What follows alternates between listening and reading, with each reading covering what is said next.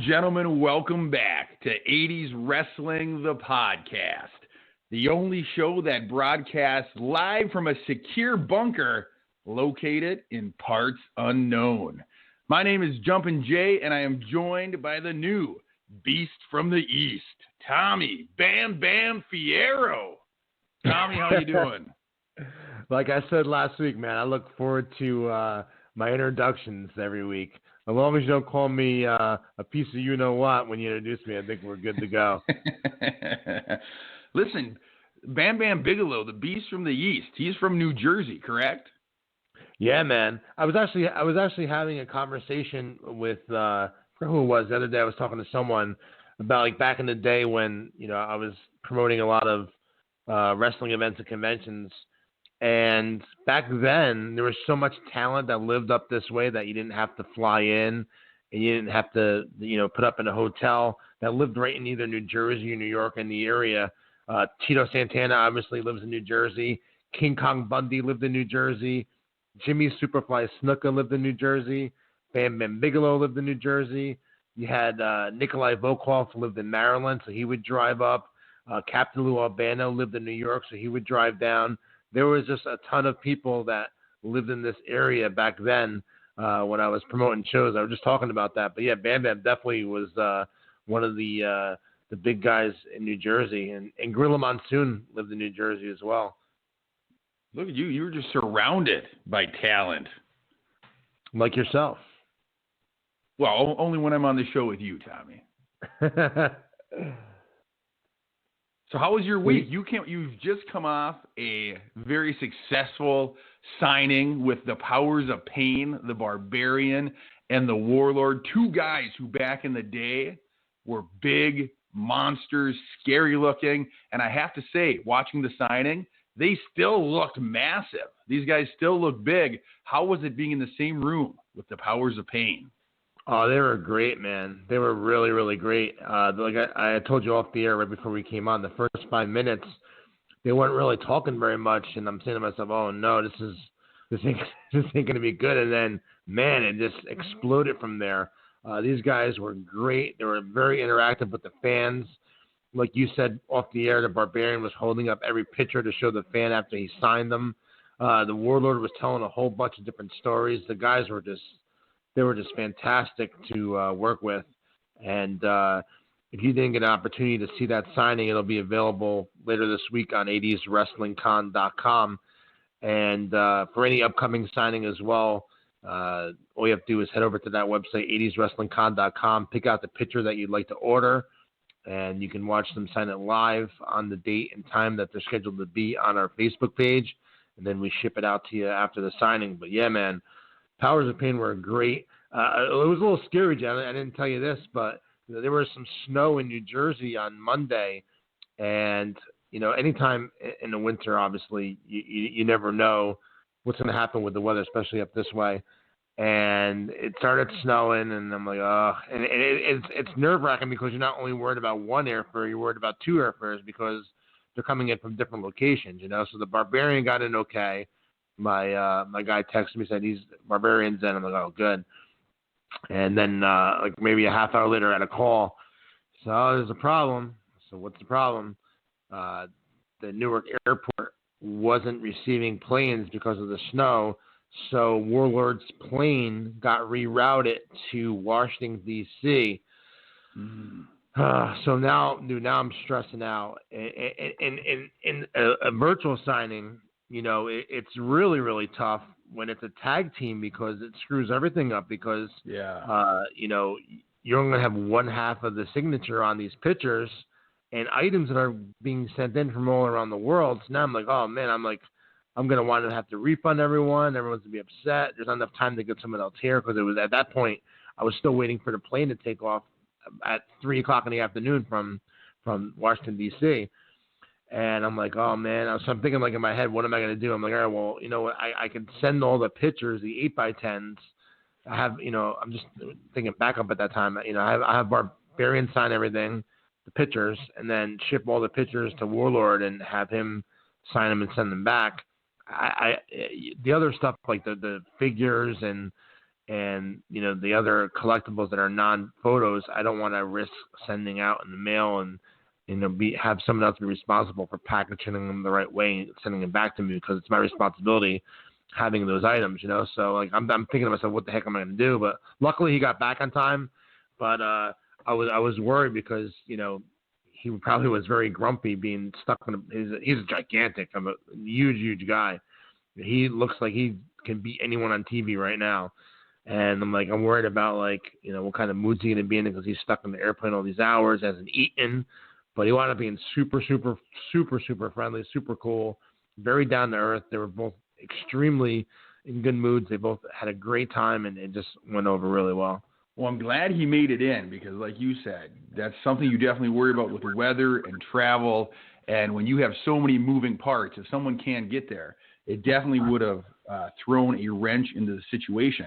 I have to tell you, one of the things that always surprises me about these virtual signings is these wrestlers spent so many years on the road, so many days out of each year, traveling to different cities that most of us have never heard of, much less been to. And their memories are so good. Like the Warlord could tell you a story about a specific arena that a fan asked about. And so even after all these years, to have all those memories where he can bring back an arena, can bring back an opponent. He was telling stories about when he first got into the business and who he wrestled and how he was green, and they had to tell him, ease up, big man. And he remembered all these details from his career, which is just super impressive. I can't remember what I had for lunch last week, and this guy's pulling out details from a specific arena back in 1985. And so that's always one of my favorite parts. That's always one of my favorite parts. Barbarian was too, man. They were great. That's one of the big things about these virtual signings, Jay, is that it's very interactive. They answer a lot of questions as the 3 hours is going by. Our next one is going to be on Monday, March the 8th. I'm excited about this one. We're going to have Wendy Richter, who doesn't do many appearances at all. So it should be very interesting having her on Monday Night Virtual on Monday, March the 8th. And you can head over now to 80'swrestlingcon.com, pick out a photo of her, and she'll sign it to you personally. And you can watch it live. She'll give you a shout-out as well. And you still got time to still mail in your own items to get signed as well. But let's get down to business, man. The last couple episodes, Jay, we've been covering old 80s wrestling pay-per-views. A few weeks back, we did WrestleMania 2. Last week, we did WrestleMania 3. We're getting great response from these old pay-per-views that we're bringing back and talking about. So much that we're going to do it again this week right here on the show. That's right. You're talking about snow in New Jersey. Here in Minnesota, we're coming out of what they've called that polar vortex, where we've been down in the negative 20s. It's starting to warm up here, but we're in the dead of winter. It's February. We're all hunkered in. And so we're going to turn the heat up just a little bit. We're going all the way into summer. SummerSlam 1988, to be exact, the very first installment of the SummerSlam pay-per-view, and it was a good one. Tommy, are you ready to jump into this? Yeah, man, absolutely. One of the original Big Four WWF pay-per-views. As you know, there was only WrestleMania up until 1987. After WrestleMania 3, they expanded and they debuted the Survivor Series that fall on Thanksgiving evening. And that was the two pay-per-views for 87. And then 88, they added the Royal Rumble to the mix, and they also added SummerSlam. So this is the first SummerSlam, 1988. What right off the bat, Jay, what strikes me odd, and not odd, but more interesting than odd, is that this pay-per-view took place on a Monday night. It was at Madison Square Garden on August 29th, 1988, a Monday night pay-per-view. That is interesting. I guess I had not realized that, but that is very interesting. As a kid, it always interested me that a lot of the pay-per-views took place on a Sunday night as well, because I always had to go to bed because I had school the next day, and I always wished they were on a Saturday or a Friday night. But Monday does seem like an odd time to hold the inaugural episode of a SummerSlam, but it obviously worked. I mean, it was a huge success. And back in the 80s and early 90s, with there only being the four major pay-per-views, like these cards always meant something more because they would be the build-up for months at a time, storylines before we would have the payoff. Now we have a lot of pay-per-views or a lot of special big type events on the WWE network, and so you don't have time for that great build-up. And so I liked as a kid that there was only these 4, and so you knew that these always mattered, and they were always must-see. Absolutely, and you hit the nail right on the head, Jay, talking about how they, months to build these matches up. That's what a big part of what's missing in today's wrestling is just putting time into building up an angle in a match. I know it's tougher to do nowadays because there's monthly pay-per-views and there's so much programming on TV, Raw, SmackDown, original content for the WWE Network, NXT. I know it's so much stuff. So I know that it's probably next to impossible to not have guys touch for months and months. But back then it made it so special because back then, another thing that's missing in today's wrestling is, the squash matches where you had the enhancement talent put over, all these big stars every week, which made them seem larger than life characters. And it could have been anyone, even like, I'm just throwing this name out there, for example, Power and Glory.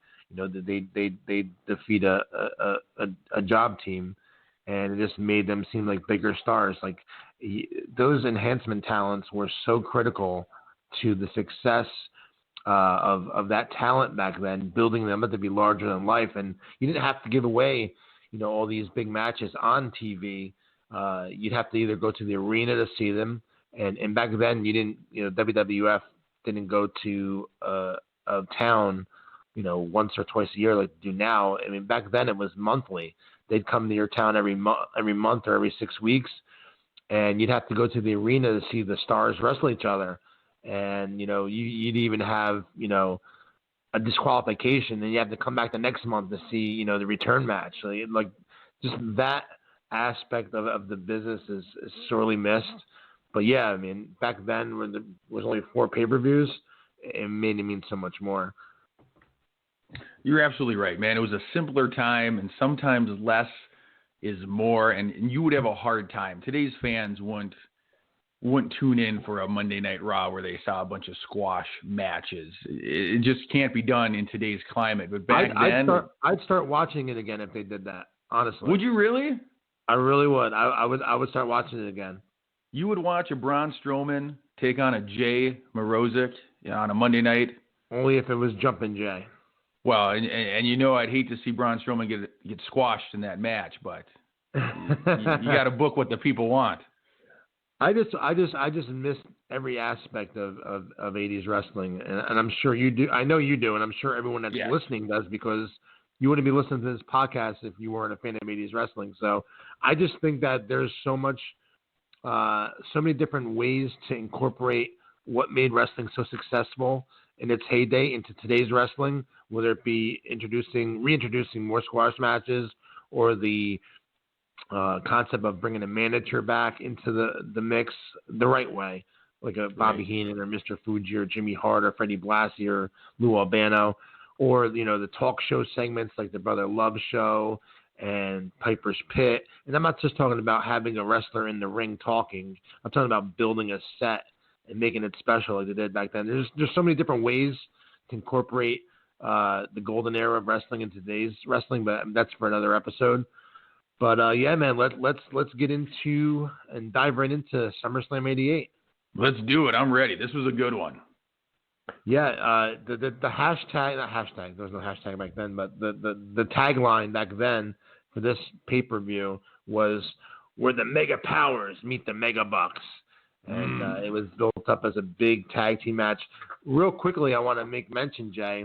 I don't know if this is 100% true, but I'm not sure if it's an urban legend, true, or some truth to it. But originally, I heard that they were trying to get Ric Flair from the NWA for this first SummerSlam to challenge Randy Savage for the WWF World Heavyweight title. And at the last minute, Flair decided to stay with the NWA, and then they switched it to a tag team match. Did you ever hear anything about that? I have heard that, and I don't know if it's an urban legend or if it's true, but I have heard that same thing, and it was right about the time where I think the Crockett promotion was selling to Turner, and Turner said if Ric Flair wasn't part of the deal, he wasn't going to buy it, and so then Ric Flair just kind of out of just good nature, like just being true to the Crockett promotion, decided to stay so that they could get the sale done and then get over to Turner. But yeah, wouldn't that have been a game changer if Ric Flair would have came over with the championship belt and would have been champion versus champion against Savage in SummerSlam '88? That would have been insane. Yeah, absolutely. Let's start with the first match of the evening, SummerSlam '88. It was the British Bulldogs against the fabulous Rougeau brothers. It ended in a 20-minute time limit draw. Great match. I remember this match. I watched it probably a year or so back. Really, really strong tag team match. What makes it more interesting was the behind-the-scenes heat between the Dynamite Kid and the Rougeaus. I'm sure you heard the stories that happened with those guys back in the day. Yeah, there was some real-life heat between those guys, and Dynamite Kid is not somebody who I would want to be in a feud with, and so I think it got pretty heated. This match is bittersweet to me as I look back because I believe this is the last pay-per-view match for the Dynamite Kid. I think he leaves the company shortly after, and so I didn't get to enjoy the British Bulldogs as a team as much as I did Davey Boy Smith as a singles. I was a little bit older, so I got to see most of his singles run and enjoy that. And so I came in to wrestling on the tail end of the British Bulldogs tag team career. And so this one's bittersweet. That Dynamite Kid is on his way out shortly after this match. But what a great tag team match to start a pay-per-view. Like, this whole card has got big names throughout it. And when your opening match is the Bulldogs versus the Fabulous Rougeaus, like, you know it's going to be a good show. Absolutely. Next up was Bad News Brown defeating Ken Patera. You know, if you did a SummerSlam history with someone that maybe not have followed it right from the beginning, they probably never would have thought that Ken Patera was in a SummerSlam, but he was against Bad News Brown. And I know we spoke briefly about Bad News Brown in past episodes. He was such a tremendous heel. I loved his work. I loved his character. And Ken Patera is someone that I was a big fan of as a kid when he, came back to the WWF. And I remember his Coliseum video came out. That was the Life and Times of Ken Patera, something like that. I remember that, his LJN figure. We actually have Ken for an upcoming 80's Wrestling Con signing.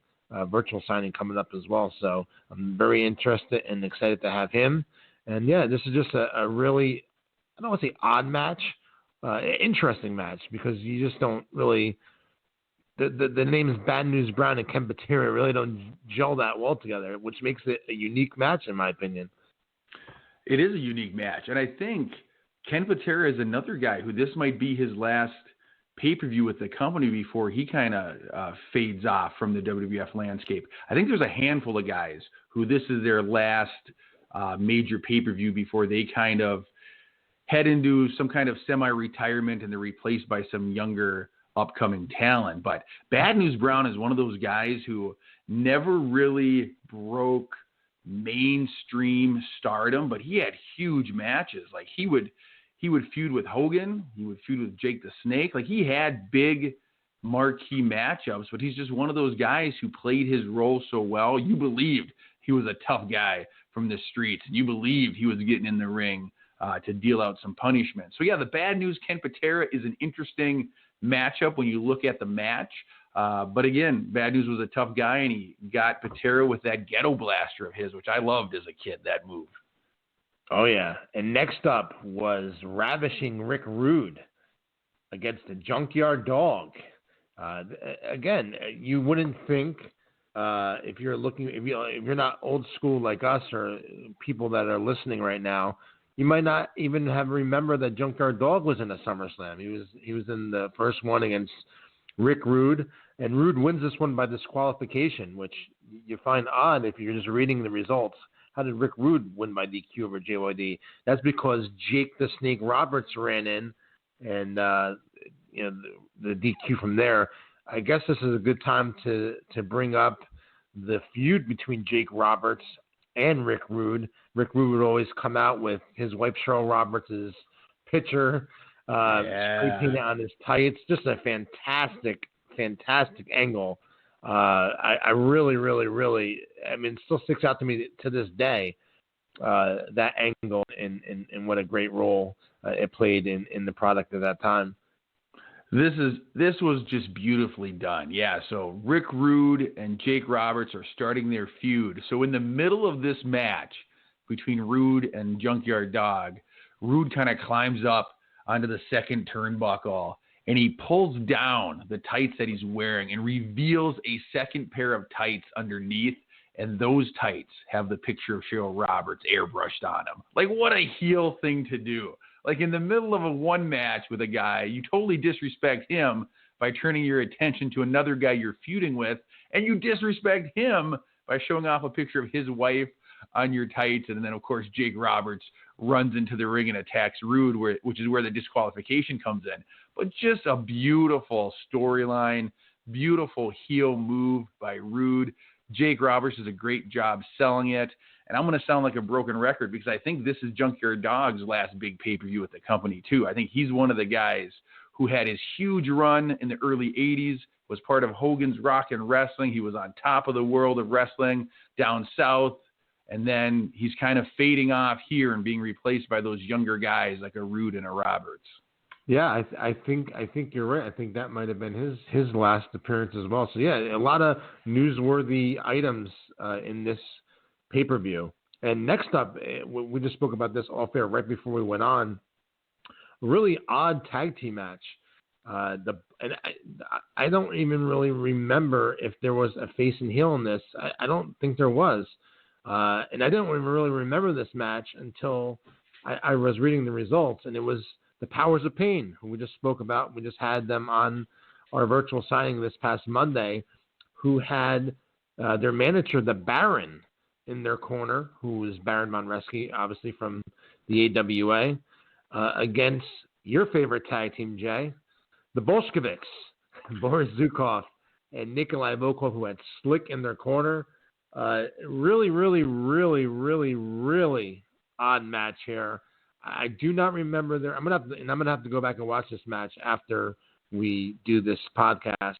I don't remember there being a face team, and I do not remember the Baron being with the company that long.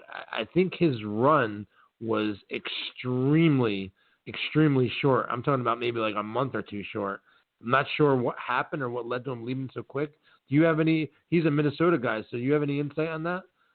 You know, he is a Minnesota guy. I've had the pleasure of meeting him. But no, I have very little knowledge about his run in the World Wrestling Federation. He was huge here in the AWA. And then when he retired or semi-retired from the world of professional wrestling, he got a job at the Minnesota Zoo. And so I remember when you'd go down to the zoo on like a field trip, if you knew who you were looking for, you could see the Baron working at the zoo. He would drive one of the transit buses that would take the group of kids from like the bus drop off to the zoo entrance. And so if you knew who he was. Did you ever see him at the zoo? Yeah, I did see him, but I never approached him because his character in the world of wrestling was like he was this evil dude with the claw. And so you were scared of him. But it was cool that you would see him from afar. But I never approached him at the zoo. I met him later as an adult, him and his wife. Very nice man. But yeah, he had a short run in the World Wrestling Federation. I honestly remember nothing about this match. So just like you, I have to go back and rewatch it. But what I'm coming to the conclusion of as we talk each week is you might have underestimated the Bolsheviks' place in the history books of wrestling. I might have, Jay. I want to briefly want to touch back on what you were just talking about with Baron Von Reschke working at the zoo. Yeah. What year was this that you saw him working at the zoo? How old were you? And obviously, if you're a wrestling fan, you knew who he was. And how odd and how exciting was it to see him at the zoo? I know it's like a lot of questions wrapped into one, but I'm Yeah. curious about this. It was during my elementary school year, so it had to be sometime early to mid 90s. And I went to a fairly small elementary school, and so I would say I was probably the one kid in my class who was really into wrestling. And so I was probably the one person who actually knew who he was and who I was looking for. A lot of the kids, they were into baseball or football, and so they knew of wrestling. They knew Hogan, they knew Ultimate Warrior, but they weren't up on the Baron. And I remember being once a little frightened because he was such a heel character.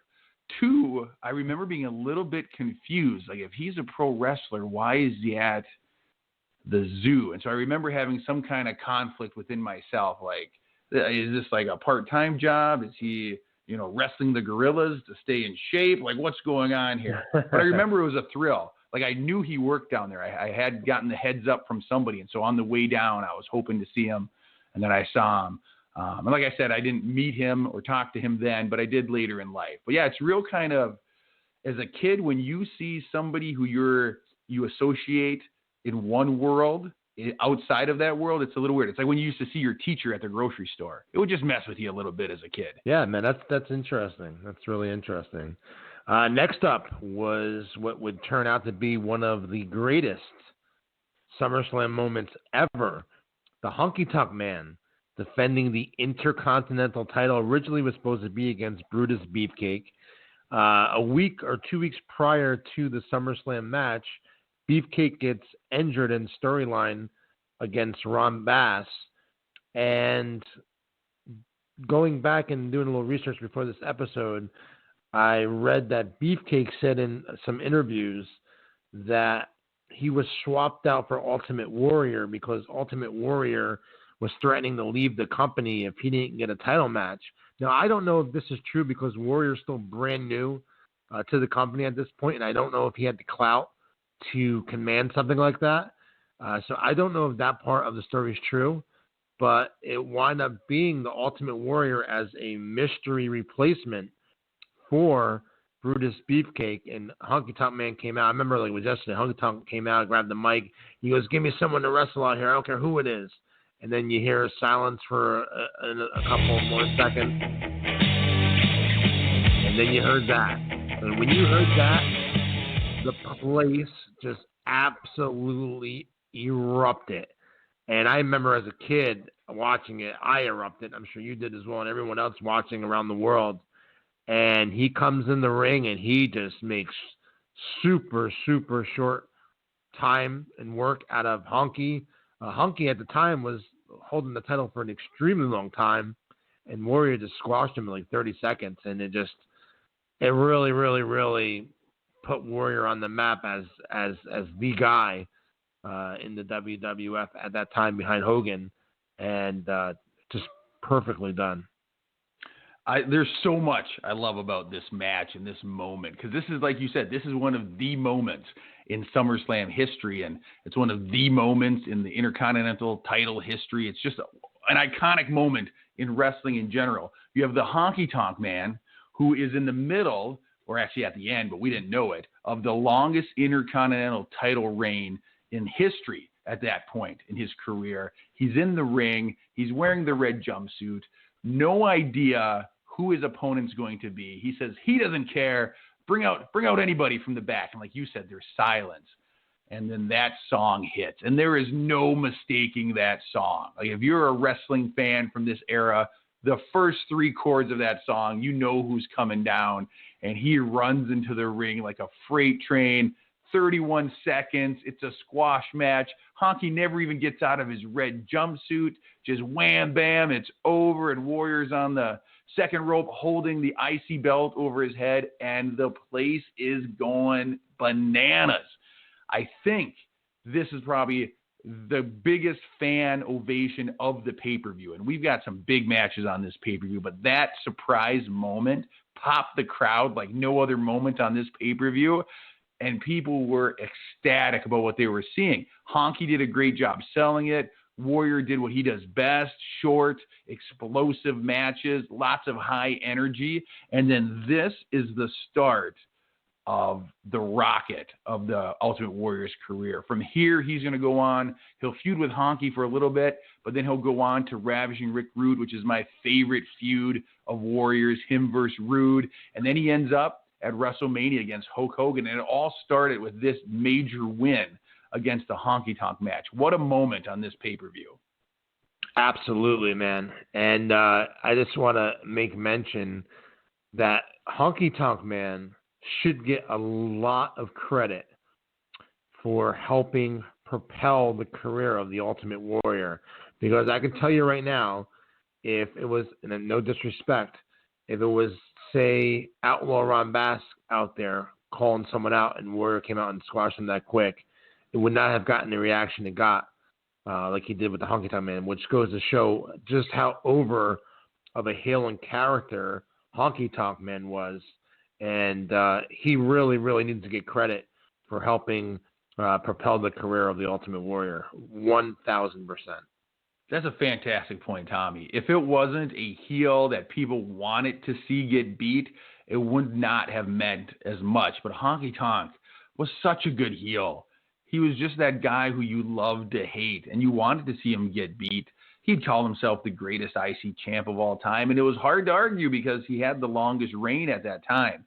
And so to see a freight train dressed in neon come rolling over him, like the crowd loved it. And you're right, credit has to be given to the Honky Tonk Man for being in that role and for being willing to be that squash match to get the Warriors' career launched.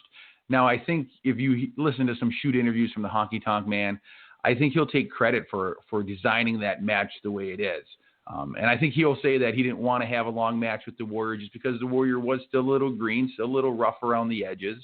But that squash match was perfect for his character, and it just propelled him from there. I loved it. Perfect.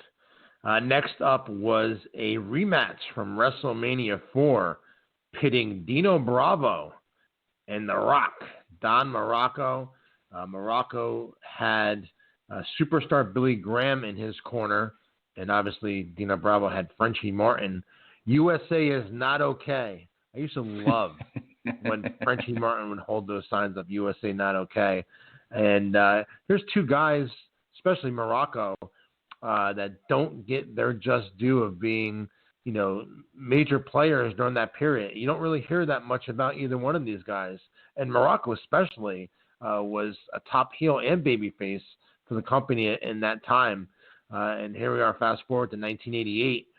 These two guys in here. It was a good little match. It was, and this is the last time I'll say it, but I think this was Don Morocco's, maybe his last pay-per-view too. I think he was on his way out as well, but he's one of those guys that helped establish the World Wrestling Federation into what it was.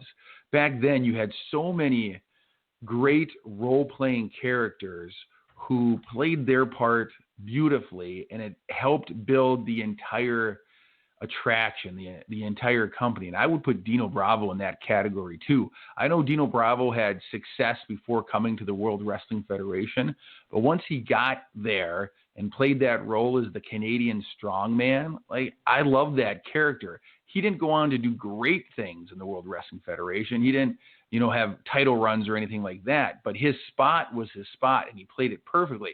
And Dino and Don are both well-built human beings. They are both massive men, and to see them kind of go toe-to-toe is a nice match. And the addition of the managers, superstar Billy Graham, he was in the commentary booth, so he didn't get to be ringside this time. But hearing him on the microphone and seeing Frenchie do their thing, it was a nice match. It was a great match. Oh, I'm sorry, I was mistaken. I remember Billy Graham being with him at that time. I didn't realize he wasn't ringside. Sorry about that. I think that was part of the. I think that was part of the stipulation, is that he had announcing duties, so he couldn't be there, and so there were some illegal antics going on by Frenchie Martin, and Superstar just had to look on from the commentary booth, Gotcha. Which ultimately helped giving Dino the win. But good match, yes.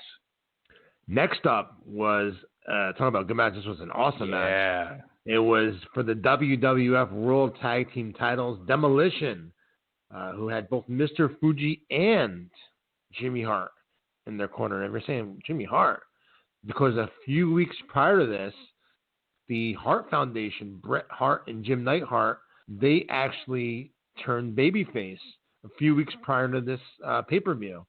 So now the Hart Foundation are now good guys against Demolition for the titles. And this was just a fantastic match. Ended with Demolition retaining the titles after Jimmy Hart threw in his megaphone and they used it to defeat the Hart Foundation. But this would just start the tag team babyface run of the Harts, in which it would ultimately lead to Bret Hart becoming the top babyface of the company a few years later. I absolutely love this. As a kid, Demolition was my favorite team. In the early 90s, Bret Hart was one of my favorite singles wrestlers, and so I loved every part of this match. I love that Demolition is in the middle of their long, month-long, over a year-long championship reign with the titles. I love that back then titles meant something and people would carry them. We just talked about Honky Tonk Man carrying the title for the longest run at that point. Demolition's carrying the titles for the longest run at that point. And I love that. I miss that about wrestling, when titles meant something and people would have these long runs and they would mean something. And I absolutely love that Demolition, the heel team, wins by cheating, not getting caught by the referee. And so as a fan, as a kid, you didn't like the heels. And so you felt like, oh, they got away with something. It's not fair. And you felt for the Hart Foundation. As a wrestling fan looking back, I just love how it was done. I think it's a beautiful match. And I'm so happy it was on this pay-per-view and it was done the way it was done. Absolutely. Next up, the Big Boss Man, who had Slick in his corner against the Birdman, one of your favorites, Jay, Coco Beware. Love me some Coco. Coco did a fantastic job in this match, really showcasing the Boss Man as a future big-time player in the company. This was a perfect opponent for Boss Man, who is relatively new with the company at this time. Really, really, really solid match for what it was. Coco did a fantastic job elevating and showcasing the Big Boss Man as a giant monster, and just good stuff. I was always a Big Boss Man fan. How can you not love the Boss Man? Even on Monday night during the virtual signing, Warlord told a story about how good of a big man the Boss Man was and how he could sell. And then you have the contrast in size and style between these two. You have what essentially looks like it could be a squash match, as Big Boss Man took the early advantage, but he didn't pin Coco. Instead, he tried to go for more damage and missed, and then Coco kind of gets on the rebound and has those beautiful drop kicks that the Boss Man can sell. Like you said, this helped. Boss Man's new. This helps kind of put him in the spotlight in the World Wrestling Federation. Both of these guys are such great performers. I don't see how they could have had a bad match. Yeah, absolutely. And then next up was Jake the Snake Roberts going one-on-one with Hercules. This was right before the main event. Interesting placement on the card. But you look at it this way, Jay. At this point, Warrior is just starting to really come up. He wins the title earlier in the show. It's hard to say outside of Hogan and Savage. Probably Jake was number 3 at that time. If you think about it, as far as the top baby faces go, he was red hot at that time, especially working with Rood, who was a hated heel, and that angle and storyline was so great. Jake was right at the top of the heap at this time. He was, and I think that's part of why you got to see him twice on this pay-per-view. He did the run out with Rood, and so you got to see him there. Fans were excited. Then he's got the match right underneath the main event, and so he is red hot at this time. And so you need him on your pay-per-view. And so it was nice that we got to see him twice. Obviously, his feud with Hercules isn't as prominent as the feud that he has starting with Rood. But I'm a fan of Hercules' work. We always talk that he's one of those guys that doesn't get enough credit. He's a good worker. He's got a good physique. He could move in the ring. And so it's a nice matchup between Jake Roberts. It's not a marquee matchup by any means, those two names going head-to-head. But it highlights Jake Roberts. And it gives him a nice win here with his DDT. Absolutely. And then the main event of the evening, it's a big one, Jay. It's a big It's one. The Mega Powers, Hulk Hogan and the Macho Man Randy Savage with Miss Elizabeth in their corner, taking on the Mega Bucks, the $1 Million Man Ted DiBiase and Andre the Giant, who had both Bobby the Brain Heenan and Virgil in their corner. Jesse the Body Ventura serves as a special guest referee. A lot of moving parts here, Jay. Lots of moving parts. And what I like about it, or what I find interesting, is you have two tag teams headlining this main event that aren't really classic tag teams. They're two guys put together. But the Mega Powers is one of the biggest things in professional wrestling in the 80s. And then the Mega Bucks were also just as big on the heel side. I don't know if you remember the arcade game WWF Superstars. Oh, yeah. But the goal of that arcade game was to get to the match where you face the Mega Bucks. And so I think it's so neat that for teams that were just kind of formed by two guys who have great singles careers kind of formed together in this storyline, they did so much with it. They put it into a video game. You know, they're selling a pay-per-view based on these two teams, and so I love that. But yeah, the moving parts, the secret weapons, the things that happen in this match, it's just great storytelling because it furthers some rivalries, and it also is leading towards one of the biggest payoffs and one of the greatest storylines of all time. And so this match is awesome. Jay, question for you. You were just talking about the video game. Who was your two guys that you picked when you were playing the game as a kid? I'll tell you mine two. I always usually picked Mr. Perfect and the Ultimate Warrior as my two guys. You went Mr. Perfect and the Warrior over, you weren't a Hogan guy? For some reason, I could be wrong because I was just a kid, but I always remember picking Perfect and Warrior for some reason as a team. Well, this game is such a classic game, and I actually have a version on my Mac computer that every once in a while I'll log into and play. And it's got the graphics of this game. I know you asked me who I was, but now I'm just excited about this game now. The graphics on this game were so much better in my eyes than other games that were available at that time. And granted, part of it was an arcade game, and so you'd have to go to the arcade, and they would have a little bit better things built in, and it came from Japan, and so they really spent some time on it.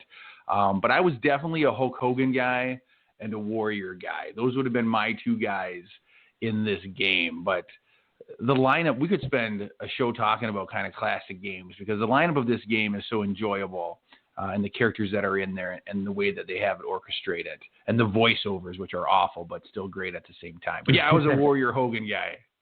Yeah, man, that game brings back so many memories. As you know, and we've been briefly mentioning it here on the podcast the last couple episodes. I'm getting ready to open a wrestling merchandise store in New Jersey called the Wrestling Collector, and I would love, Jay, to track down, and they're out there, but they're a lot of money. Track down the actual arcade game and bring it into the store and have it on display for people to play.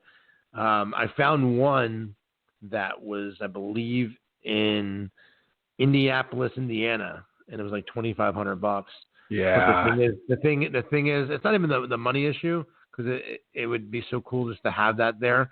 The thing was, I'd have to go down there and pick it up because you obviously can't wrap up a arcade game and bring it and put it in the mail, or UPS it or FedEx it. So I'm gonna, keep checking, and hopefully one day I can find one that's in the either New York, New Jersey, or Pennsylvania area and bring it to the store, man. Because I don't even care about the customers playing it. I want to play it. So I just think it'd be so cool to have that in the store. So that would be something down the line. If you could get that arcade game in the Wrestling Collector store, can you imagine just the feels that would come back to people as they walk through your door and they look over and they see the WWF Superstars arcade game in the corner? Oh, my word. Talk about transporting yourself back to your childhood. That would be amazing. Yeah, man. I would love to have that, and who knows? Maybe in the future we will. Well, let's get back to the main event tag team match. Absolutely phenomenal job building this matchup, and you're right, Jay. This begins the planning of the seed. Well, WrestleMania 4 really began the planning of the seed, but this even more so for the eventual, split up with the Mega Powers. And I would probably say the most shocking part of this match was part of the finish when Elizabeth unveils a bikini. You never, ever would think in a million years that she would do something like this. She was such a quiet, reserved woman. This was a fantastic part of the finish for this match. It was. And, the Macho Man and Hulk Hogan in earlier promos would say they had a secret weapon, and they would reference a teeny weeny polka dot bikini. And then when it happened, Andre the Giant, $1 Million Man, and referee Jesse Ventura do such an amazing job of selling it. Like, they just stop what they're doing, and they're looking at each other, and they're looking at each other, and they look at Elizabeth. It completely, halts what they're doing in the ring. And then you see Hogan and Macho Man on the outside of the ring do another Mega Powers handshake. And then they go into the finish. It was just so well done and so well sold on the heels team side that you can't help but just enjoy it for what it is. And it's a great storyline. And so, yeah, that she did that. Such a classy lady would do that to help her team win. And then that kind of plays into the lust in Hogan's eyes storyline as they go from there. And so it's just well-told storytelling at its best. And then the finish of the match when Hogan slams Ted DiBiase, and then Savage drops the elbow, and then Hogan drops the leg, and then Jesse Ventura, the heel referee, the slowest 1 count, the slowest 2 count. And then Macho Man actually has to push his hand down for the 3 count. I just love all of it. From bell to bell, it's just such great storytelling. That last 90 seconds of that match, psychology-wise, you could put that up against anything. It's so good. And when Savage hits the elbow, the crowd erupts. When Hogan drops the leg, the crowd erupts. When Savage makes Ventura count the 3, the crowd erupts. They just keep getting louder and louder. You talk about building. They captured the crowd's attention from right away because of the storyline leading up to the event. But then they built it and built it and built it. So by the time the finish came, the place was going crazy. It gives me chills to watch and just enjoy what they're doing. Yeah, I'm going to actually have to go back and watch that match because, like I said, that last 90 seconds with Elizabeth, and then, it's so good. Ventura with the super slow count, and Macho Man really, really, really rocks his arm down on that mat for the 3 count. And and then the celebration after the fact where, Hogan, I believe, correct me if I'm wrong, didn't he pick up Elizabeth for a split second and his hand was kind of under her butt? Yep, and that's part of the footage they would later play to drive a wedge between them. And so, just the forethought that they thought about stuff like that was just amazing. And so, such a great match. And this is Andre the Giant's on the decline here. So this is probably one of his last, prominent spots before he really starts taking more and more time off. And he does his role beautifully. He takes a bump over the top rope towards the finish here. And so just well done on everybody's part. Absolutely. And like you said, another thing about back then, Jay, which was so great is they briefly did that spot with Hogan picking up Elizabeth for a second, and then the hand was on the butt area, but then you wouldn't hear about it again for months. Right. But in the back of your head, you knew that happened, and then when they show it months later, you're like, oh shit, I remember that. I love how they took their time back then telling stories.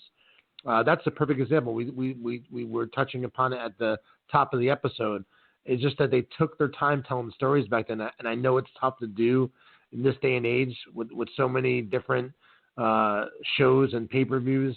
But I think that's what made 80s wrestling so special, is that, you were able to tell a story at a much slower pace And it's like watching your favorite TV show, man. Like when the episode ends, you just cannot wait to watch the next episode to see what's going to happen next. And, they were able to do that back then. And that's what's missing with wrestling today, man. I couldn't agree more. You and I, we're sounding like old men that talk about the good old days. But the truth is, like, wrestling has changed. And there are things that made 80s wrestling special. And those are the things that we love. And those are the things that we would love to see back in the business. And storytelling is at the top of that list. Long, well done storytelling that then has a meaningful, memorable payoff. Like here we are 30 years later and we're still talking about these matches. I wonder what people 30 years from now will be talking about. My money would be there's going to be people still talking about these type of matches because it just captures your heart as a fan of the business. Yeah, and no disrespect to today's talent because they're absolutely phenomenal and unbelievable athletes and performers. But something tells me 30 years from now, they will not be talking about, this past Sunday's Elimination Chamber pay-per-view main event match. Right. I think it was just a different time then.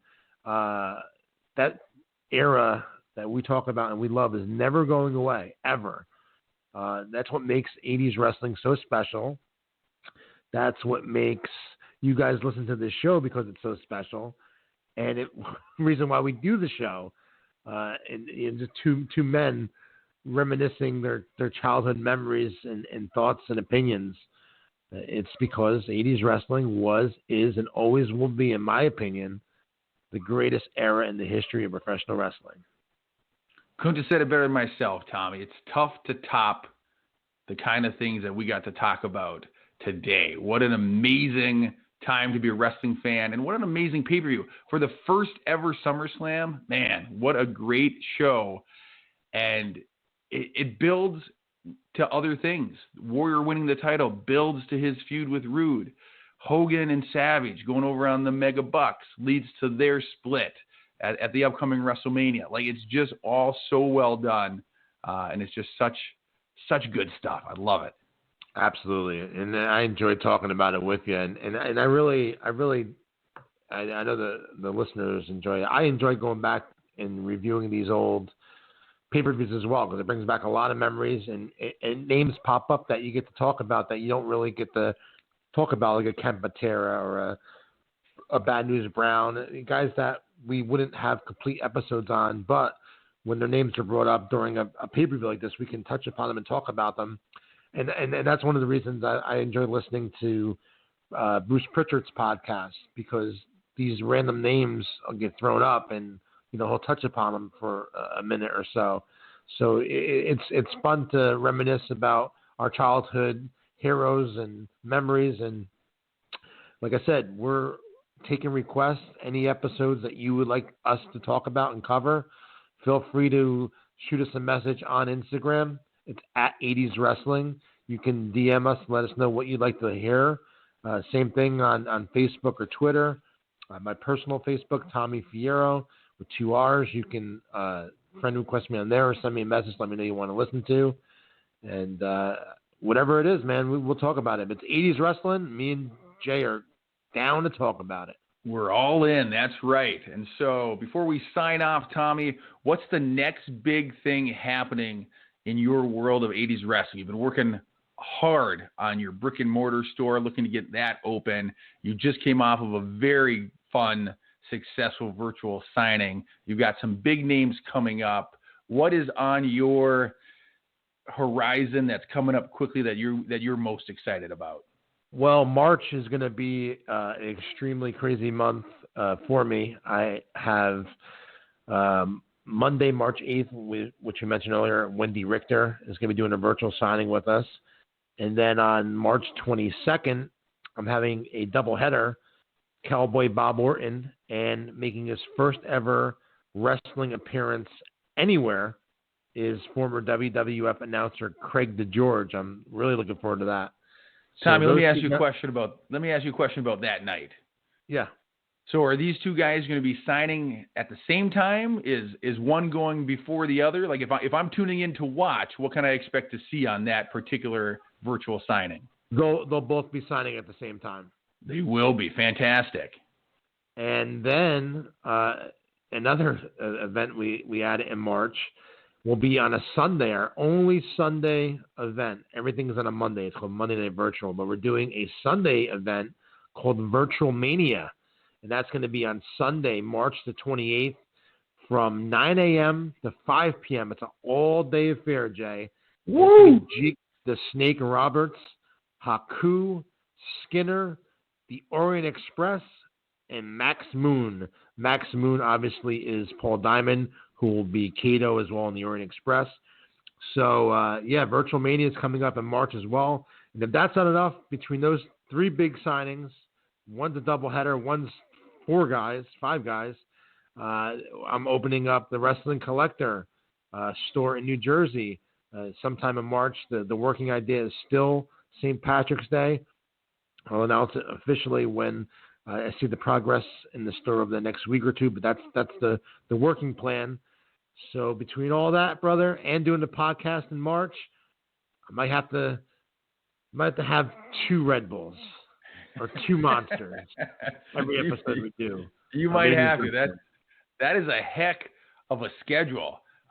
When it comes to the Virtual Mania, you're kind of doing the opposite of the World Wrestling Federation. Most of their big shows was on Sundays, and then this SummerSlam we just talked about was on a Monday night. You're doing the opposite. Your big shows are on a Monday, but you're switching it up to Sunday for this big event, which I think is just fantastic. My only concern is, if you have your store open, somebody else is going to have to man the counter because you're going to be tied up all day long on March 28th. Yeah, man. I will. Yeah, and somebody else might be running the register. Yeah, the store is actually going to be, once the store opens, will be closed on Mondays because of the signings. Well, I mean, everyone needs a day off anyway, so Monday is a good day to have off, but my signings will be on Mondays, so the store won't be open on Mondays, but we're going to have more information in the next week or two right here on the podcast about the store. It's going to be in Sussex County, New Jersey, so anyone that lives in the New Jersey area, definitely stay tuned for more information. I don't want to give the exact address out yet, Jay, only because I want to make sure the store looks great and perfect before people start driving. People will start driving past it. Yep. Once you give the address. So I want to make sure the outside presentation of it is all done before I reveal the address. That's the only reason why I haven't revealed the address yet, just because I want to make sure everything looks great before people start driving by. So then is it safe to say, Tommy, for right now, your store is located in parts unknown? Yeah. All right. Well, it was good talking to you, man, and let's see what the listeners want to listen to next week here. So any suggestions, again, shoot us a DM on Instagram at 80's Wrestling or one of our other social media pages. Let us know what you want to hear, and we might broadcast it for you right here next week on 80's Wrestling, the podcast.